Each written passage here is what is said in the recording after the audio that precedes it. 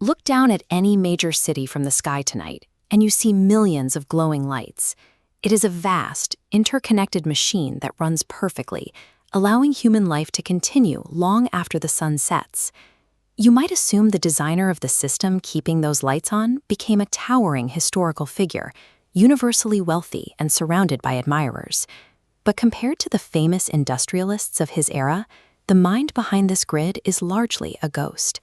Instead of a palace, the architect of that brilliant light died in a darkened hotel room, completely alone and effectively penniless.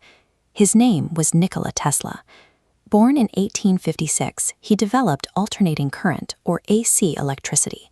AC is a system that allows electrical power to be pushed over incredibly long distances without fading.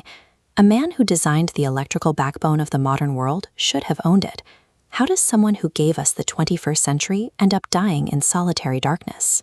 In the late 19th century, cities were expanding rapidly. The race was on to figure out how to illuminate these massive new urban centers and distribute that electrical power to their growing populations. The standard power grids of the time had a severe limitation. They could only push electricity a few miles. Try to send it further, and the power simply dropped off, leaving distant buildings in the dark. Tesla offered a solution. By rapidly reversing the direction of the electron flow, his alternating current system could step up the voltage to incredibly high levels, push the power across vast stretches of wire, and step it safely back down. This technical leap immediately put Tesla in the crosshairs of the established titans of the era. The most famous was Thomas Edison, who had heavily invested in the older short-distance system and saw Tesla's AC power as a direct threat to his empire.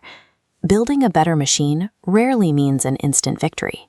To get a new technology into the real world, you have to fight the people who are currently profiting from the old one. Tesla needed an ally with deep pockets, and he found one in George Westinghouse.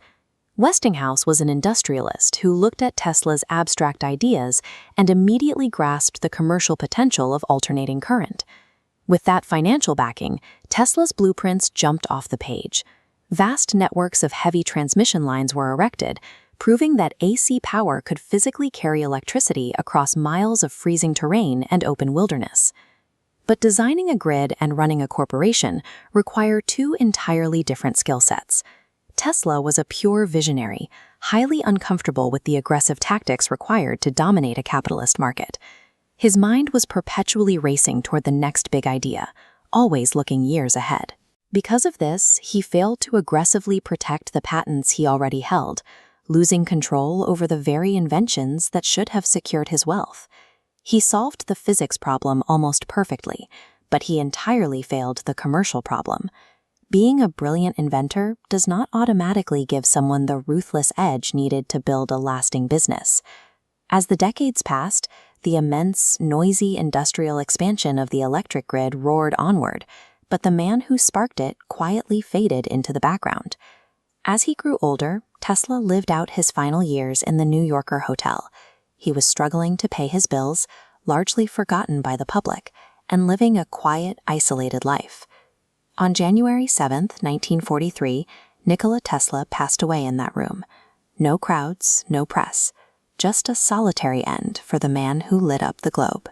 Yet, outside his window, the alternating current system he engineered was pushing humanity into a high-tech future, laying the groundwork for everything from modern factories to the devices we use every single day. It took time, but the historical record eventually caught up. Today, that forgotten hotel recluse is universally recognized as a brilliant, forward-thinking scientist whose blueprints built the modern era. We don't need a marble statue to remember him. Every time you flip a switch, you are tapping into a silent, crackling web of energy that spans continents. That grid is his true monument, and it still powers our lives today.